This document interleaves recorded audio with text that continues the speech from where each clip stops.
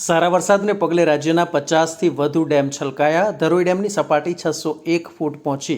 દક્ષિણ ગુજરાતમાં આજે ભારે વરસાદની આગાહી. દેશમાં 50,000 કરોડના ખર્ચે તૈયાર થનારા રોડમાં 10,000 કરોડ ગુજરાતને ફાળવ્યા.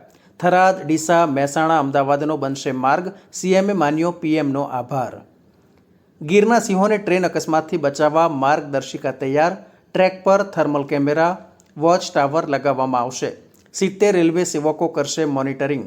ગુજરાત હાઈકોર્ટની ટિપ્પણી બાદ લેવાયો નિર્ણય. બાંગ્લાદેશ અનામતનું ભૂત ફરી એકવાર ધૂણ્યું.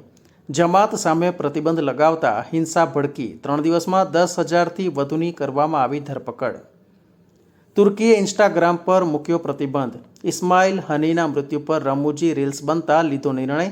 5 કરોડ યુઝર્સ થયા પ્રભાવિત.